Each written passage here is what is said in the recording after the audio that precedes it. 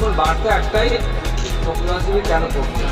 মুমূর্ষু রোগীদের রক্তের প্রয়োজন হচ্ছে। রাজ্য সরকার কেন্দ্র সরকারের কোনো প্রকল্প নয়, যা কোনো পলিসি নয় যে রক্তের যে ঘাটতি, যে ক্রাইসিস, সেটা পূরণ করার।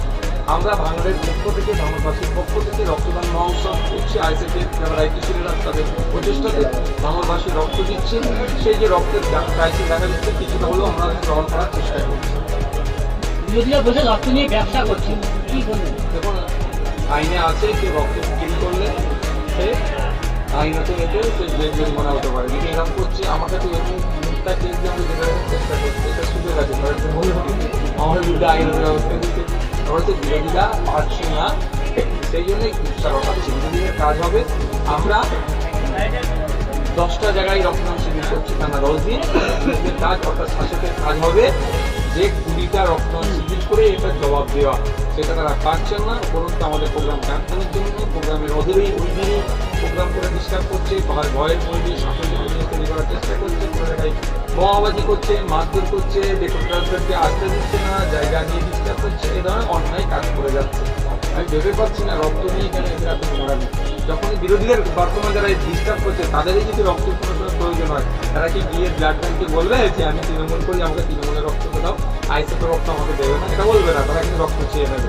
ব্যাপারটা হচ্ছে এই নোংরা মন মানসিকতা নিয়ে যারা ব্যবসা করছে তাদেরকে সমাজ থেকে নিষ্কৃতি করতে হবে। ভোটের মাধ্যমে গণতান্ত্রিক প্রক্রিয়াতে এরা সমাজ যতদিন থাকবে ততটা সমাজ ক্ষতিগ্রস্ত হবে, বাংলা ক্ষতিগ্রস্ত হবে। আমাদের বিভিন্ন জায়গা থেকে রক্তদান শিবির হচ্ছে, তার আগেকে ভয় দেখানো হচ্ছে মানুষদেরকে, বা যেটা ওখানে করলে বিধায়ককে আনলে আমাদেরকে পরে ব্যবস্থা ভয় দেখাচ্ছে জন্য ভয় অনেকে আমার আসতে পারছে না। দেখুন আজকে পরিবেশ দেখুন, যে পরিবেশ তৈরি করেছে, ভয়ের পরিবেশে অনেকে আসতে পারছে না। তো যদি না আসে কি করতে পারি? আমি তো কাউকে জলবে ভাই থেকে আনতে পারবো না, বা কাউকে বিরিয়ানি প্যাকেট দিয়ে 500 টাকা দিয়ে আমি ভিড় করাতে পারবো না। তো আমাদের লক্ষ্যে আমরা অভিযান চালাচ্ছি। দেখুন, আমাদের লক্ষ্য হচ্ছে রক্তদান মহোৎসব। কতজন মানুষ আমার বক্তব্য শুনলে তার থেকে বড় কথা কতজন এই ক্যাম্পে রক্ত দিল। অলরেডি দেখুন, আমি 10-15 মিনিট আগেই বললাম আপনাদের শুনে 104 জন মহিলা সহ 322 জন অলরেডি চলছে। আর গতকাল পর্যন্ত 788 জন 3টে ক্যাম্পে রক্ত দিয়েছে। সুতরাং আমরা আমাদের লক্ষ্যে অভিযান চালাচ্ছি, আমরা এগিয়ে যাচ্ছি। আমাদের লক্ষ্য এটাই যে ভাঙড়ের রক্তে দার্জিলিংয়ের মানুষের প্রাণ বাঁচুক, ভাঙড়ের রক্তে শিলিগুড়ির মানুষের প্রাণ বাঁচুক, ভাঙড়ের রক্তে আপনার জঙ্গলমহল থেকে শুরু করে সাগর পর্যন্ত মানুষের প্রাণ বাঁচুক, তারা উপকৃত হোক, ভাঙড়ের মানুষের সুনাম হোক। এই কাজে আমরা ব্রত আছি, আমরা এই কাজে এগিয়ে যাচ্ছি। জাউলগাছি অঞ্চলে কিছু মানুষদেরকে ভয় দেখানো হচ্ছে, যারা আইসিএফের সঙ্গে বলবে তাদের কড়া ভাষায় হুমকি দিয়েছে যে তাদেরকে কিন্তু আইনি পদক্ষেপ দেওয়া হবে। আপনাদের কর্মীরা বলছে আইনি পদক্ষেপ নেওয়া হবে, কিন্তু তাদেরকে বলছে ঘর বাড়ি ভাঙচুর করা হয়, যদি নকশার দিকে অনেক ভয় দেখাচ্ছে, অনেক ভয় দেখাচ্ছে, অনেক এখন রক্তদান শিবির আছে ভাঙড় 1 নম্বর গুলো আছে, অনেক প্রচেষ্টা চালাচ্ছে। ভাঙড় 1 নম্বর ব্লকে বেশি হচ্ছে, 2 নম্বর ব্লকেও হচ্ছে, প্রকাশ হচ্ছে, কিছু গোপন হচ্ছে। যারা মান্যতা দেয় না, যারা মানুষের অধিকার কেড়ে নেয়, তাদের কাছ থেকে বেশি কিছু আশা করা যায় না।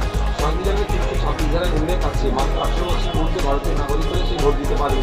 দুঃখের বিষয় যে ভোটদের অধিকার কেড়ে নিচ্ছে, তারা তো এগুলো মানুষের রক্ত দিয়ে মানুষের প্রাণ বাঁচবে, এটা নিয়ে তারা কি করবে? তাদের কাছে আশা করাই যেত। তারপরেও বলবো, যারা আমাদের হুমকি চুমকি দিচ্ছে ওসব আমরা ভয় পাই না। আমরা আইন, আদালত, বিচার ব্যবস্থার প্রতি ভরসা রাখি। আইনের মাধ্যমে আমরা লড়ে নেব। এখানে ভাঙড়ের অবজারভার বলছে যে এমএলএ নওশাদ সাহেব এখনো ভাঙড়ের মধ্যে যে একটা 10 পয়সার কাজ করতে পারে না, ভবিষ্যতেও কাজ করতে পারবে, কি বলছে? অবজারভারটা কে? কোন পার্টির অবজারভার? তৃণমূলের অবজারভার, সরকার তৃণমূলের বলুন। ভাঙড়ের অবজারভার মনে ভাঙড়ের কেউ দায়িত্ব নেয়নি। ভাঙড়ের মানুষ উনি জনপ্রতিনিধি নয়, ভাঙড়ের মানুষ জনপ্রতিনিধি দিচ্ছে নওশাদ সিদ্দিকী। বিধানসভায় লোকসভাতে যদি বলেন তাহলে মেবি করতে পারে। ওনার কোনো এখানে ফাংশন না, মানে দল ওনাকে দিয়েছে। কালকে ওনার দল ওনাকে কান বলে অন্য জায়গায় সরিয়ে দিয়ে ওনাকে মেনে নিতে হবে। যতদিন এরকম আমি অবস্থান করতে পারবে, দল হয়তো ততদিন প্রাধান্য দেবে। যখন ওনার কাজ শেষ হয়ে যাবে, দল ওনাকে ছুঁড়ে ফেলে দেবে। তো কথা হচ্ছে, 1 পয়সার কাজ করতে পেরেছি কি পারিনি।